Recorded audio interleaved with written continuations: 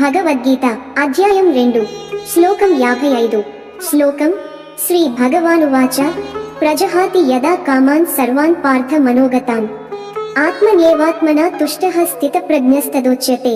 శ్రోతలారా, ఇది భగవద్గీతలో స్థితప్రజ్ఞుని లక్షణాలను స్వయంగా శ్రీకృష్ణుడు వివరించటం మొదలుపెట్టే మొదటి శ్లోకం.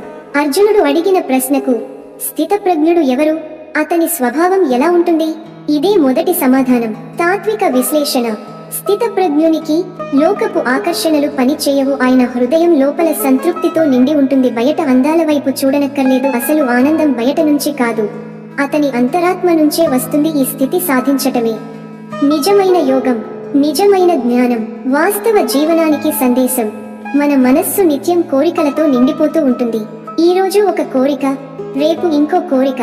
కానీ స్థితప్రజ్ఞుడు కోరికలకే బానిస కాకుండా వాటిని అధిగమించినవాడు, తనలోనే ఆనందాన్ని కనుగొన్నవాడు, తనలోనే నిత్యమైన శాంతిని ఆస్వాదించేవాడు. మనకు ఈ శ్లోకం చెబుతున్నది ఏమిటంటే, బయటి లోకాన్ని పరిగణించకుండా లోపలి శాంతి మీద నిలిచిపోవడమే స్థితప్రజ్ఞుడి లక్షణం. ఇది ఒక ఆధ్యాత్మిక మార్గం, మానసిక స్వేచ్ఛ దిశగా. ఇది స్థితప్రజ్ఞ లక్షణాల్లో మొదటిది మాత్రమే.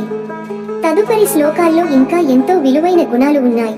మనం కూడా ఆ దిశగా ఆలోచించాలి. మన కోరికల స్వభావాన్ని పరిశీలించాలి మరియు తానుగా తృప్తిగా ఉండే సాధనను ప్రారంభించాలి. ఓం శాంతి శాంతి శాంతి. కామెంట్లలో మీ అభిప్రాయాన్ని చెప్పండి, లైక్ చేయండి. ఈ తాత్విక సందేశాన్ని మీ మిత్రులతో షేర్ చేసుకోండి. తదుపరి శ్లోకానికి ఛానల్ సబ్స్క్రైబ్ చేయండి. ధన్యవాదములు. జై శ్రీకృష్ణ.